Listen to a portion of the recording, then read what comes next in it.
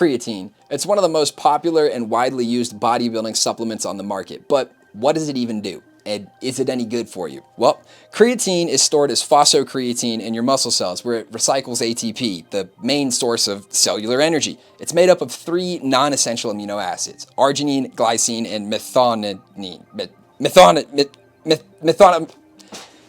Your body produces these 3 amino acids naturally, which makes creatine a natural substance. And how does it work? It increases storage of muscle by drawing water into the muscle cell. What does that mean? It helps produce muscle energy. It helps for faster recovery and growth, which we all want. And how does it feel? Kind of how we described, like being full of water in a sense. And that is true. You are holding more water. Creatine forces more water into the muscle, so you are going to feel a little bit more full.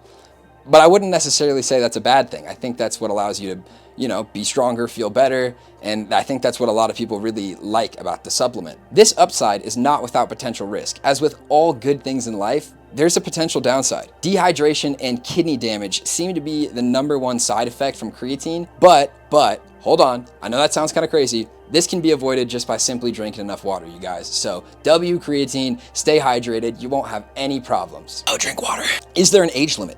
Does creatine have an age limit? Well, even though there's no real specific age limit, most doctors, people in the fitness industry that are not doctors but scream a lot in their videos, they'll agree that 18 years of age is the youngest that someone should really be before they start considering taking creatine or messing around with performance enhancing supplements, which, even though it is a natural one and a heavily regulated and tested one, creatine is technically a PED. So we're gonna say 18 years of age is the youngest a person should be before they consider taking creatine. Whatever you decide from this video, please wait until you're an adult to do so. Now, getting into the specifics of creatine, if you've ever taken it or heard of anybody taking it, you've probably heard of the preloading phase. Now, what does that mean, and is it really necessary? A loading phase aims to rapidly maximize the stores by consuming a higher amount of creatine over a short period of time. Now, during a loading phase, you would typically take like 20 to 25 grams of creatine as opposed to the optimal 5 to 10, and this is only going to be over a 5 to 7 day period to try to maximize your stores. Studies have shown that this does work, but it's not necessarily required, and the lower dose of creatine taken once daily will be equally effective at maximizing stores. It just might take a longer period of time. Furthermore, if you're in college or on a budget or all around broke like I am, you might not want to waste creatine on a loading phase, and since it's not the most optimal use of the drug, I would say skip it unless you have money to throw away, because just because you can take more doesn't always mean you should, and the optimal dose is going to give you the best result. So again, should you preload? That's going to be up to you. It's not something I do or ever have done. So I have some friends that do it, so you're going to have to make your own decision there. Before or after or during or at night or with breakfast, when are you going to take it? Before your workout. Studies have shown that 30 minutes before is generally the best time to take your monohydrate. I did a little bit more research to find out if it was substantially better than after, and came down to primary conclusions that you can argue about in the comments, because there are people that will argue either before your workout and others that say after, and these arguments stem down to taking creatine before your workout having rationale that the approach is more creatine leads to more ATP, which is the primary energy for cells. It's the primary currency for cells. I think that makes sense. So give them more creatine, they'll have more ATP to make more energy, you'll get a better workout. That seems to be the major consensus. Most people will agree with that. Now, on the other hand, there's an argument that after your workout, your muscles are depleted of nutrients, and that would make them more receptive to nutrient uptake. And by consuming creatine after your workout, you could potentially enhance its absorption and reap benefits that way.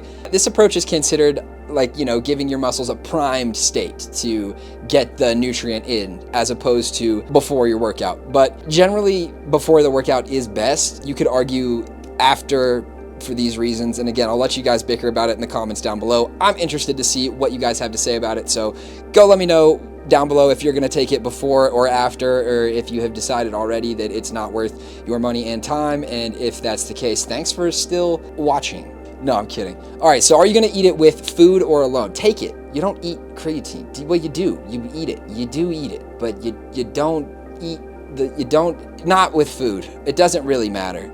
You're going to be taking it before your workout, so if you have food, great, but you don't want to prioritize taking this with or without a food, either before bed or in the morning.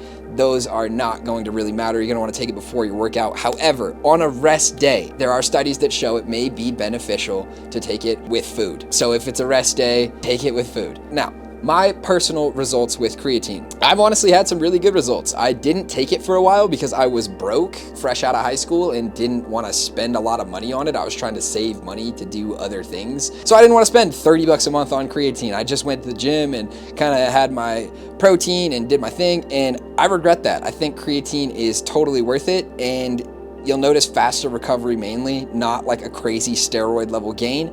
But with that being said, the faster recovery will allow you to make a more crazy gain. And that could be different for each person given their individual output. So realistically, the ball is in your court for how much harder you're able to train with the creatine. It depends if you're going to make use of it, because it's not necessarily going to give you an excess muscle growth as it will give you an excess of quicker recovery. You'll be less sore, which will allow you to train harder. If you add it in, make sure to drink plenty of damn water. So I don't want to see anybody dehydrated with kidney stones. Horror story, someone I went to high school with started taking creatine too early, did not drink enough water, ended up with some kind of kidney stone, which you then pee out in the form of a sharp dagger-like rock. If no one else knew that, I learned that as well recently, and that's horrifying. That's it. I think that's everything we need. A preloading phase before or after. Obviously, this is all about creatine monohydrate. That's going to be the most often available form that you can find. I will link in the description the creatine I take and show you guys that right now. This is the creatine I take. There is a link to it down in the bio, and also discount code. If you want to use that, you will save money and it will help me continue to make videos like this. Vote for the next one. Let me know what you guys want to be informed on. I'm going to continue to make informative videos while my shoulders hurt, which will be for a while. So vote on what you guys want to learn about, and I'll teach you dang kids about something. Bye.